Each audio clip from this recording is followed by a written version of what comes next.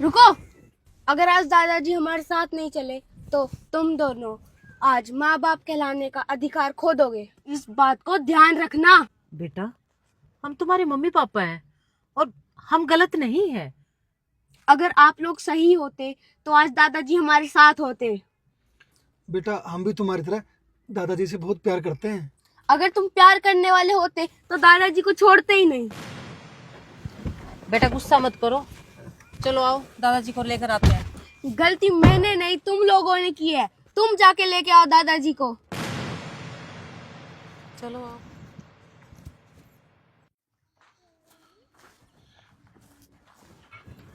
बाबूजी,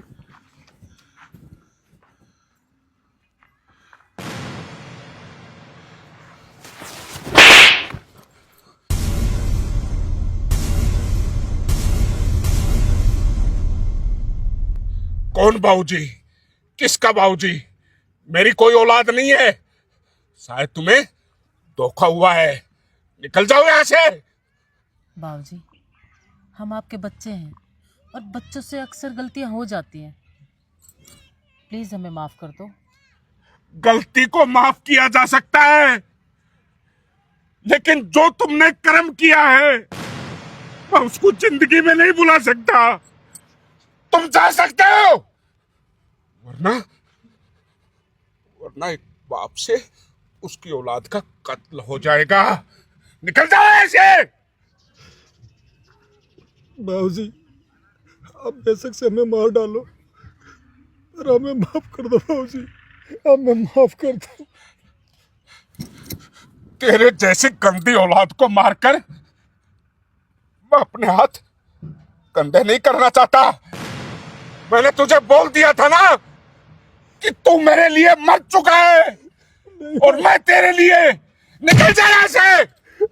मेरी नजरों से दूर हो जाओ। नहीं हूं मैं तुम्हारा बाप, नहीं हूं। माफ कर दो बाबूजी। बाबूजी, औलाद गलत हो सकती है पर एक बाप गलत नहीं हो सकता, नहीं हो सकता। हमें माफ कर दो बाबूजी, हमें माफ कर दो। बाबूजी, ये गलती तो भगवान भी माफ कर देता है। मैं तो आपका अपना बेटा हूँ। सुना है बाप का दिल बहुत बड़ा होता है। माफ कर दो बाबूजी, हमें माफ कर दो बाबूजी। तेरे जैसी निकम्मी औलाद से अच्छा था कि मुझे कोई औलाद ही नहीं होती।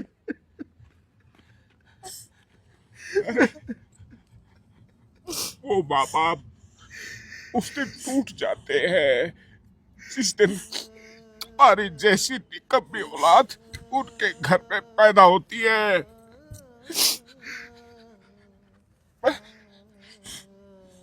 ज्यादा मुझ में ताकत नहीं है।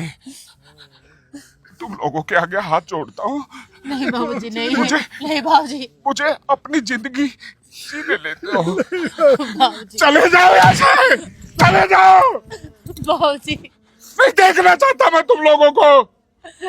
मर चुका हूं मैं।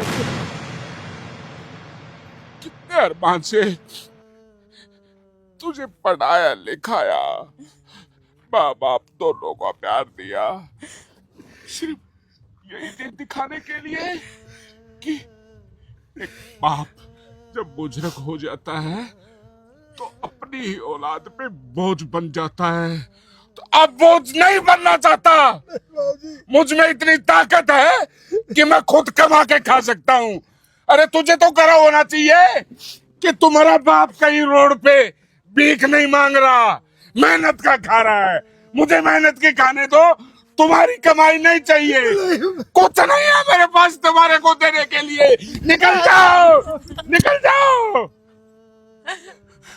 बाबूजी, अब आपको लिए बगैर घर नहीं जाएंगे। प्लीज घर चलो ना। हाँ बाबूजी, चलो। इसमें भी तुम्हारा कोई ना कोई स्वार्थ है। मैं तुझे पहले बोल चुका हूँ कि मैं सब कुछ तुम्हारे नाम कर चुका हूँ। अब कुछ भी नहीं है मेरे पास। निकलो यहाँ से।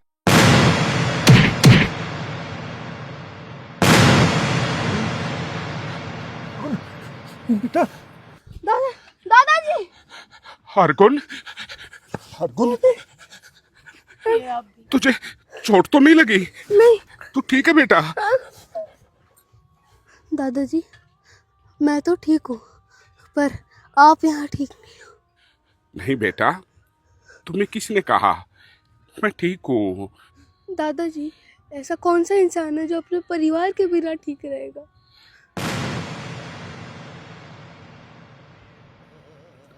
ठीक कहा हरगुन तूने।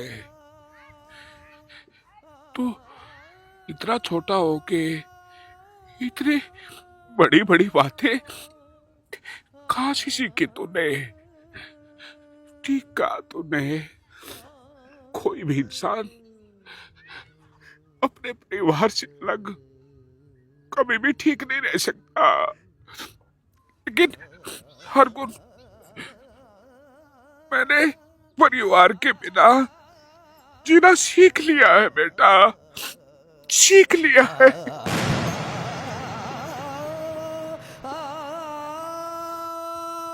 दादाजी आपने तो हमारे बिना रहना सीख लिया पर मैं आपके बिना रहना नहीं सीख पाया। दादाजी आपको मेरी कसम आप घर चलो। हरगुन बेटा, तुम्हारी सभी बातें ठीक है, लेकिन मैं तुम्हारे साथ घर नहीं जाऊंगा, नहीं जाऊंगा। तो ठीक है दादाजी, नहीं जाऊंगा इनके साथ, आपके साथ यहाँ पे ही रहूंगा। नहीं हरगुन बेटा।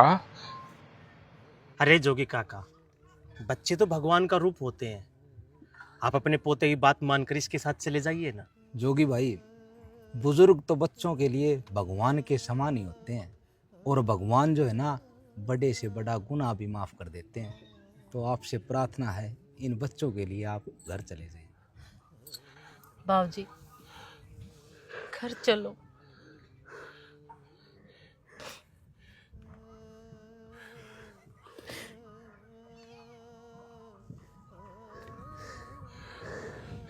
आप लोगों को एक बात कहना चाहता हूं कि 3-4 बच्चे अपने माँ बाप का पेट नहीं भर सकते, लेकिन एक माँ बाप अपने 3-4 बच्चों का जिंदगी भर पालन पोषण करते हैं। जैसा आप करोगे वैसा ही भुगतान देना पड़ेगा। तो सभी से हाथ जोड़ के प्रार्थना है, अपने बुजुर्गों का सम्मान करें, अपने माँ बाप की इज्जत करें। जैसी इज्जत तुम उसको दोगे वही इज्जत तुम्हारे आने वाली पीढ़ी तुमको देगी। हरे कृष्णा, हरे कृष्ण। हरे कृष्णा, हरे कृष्णा।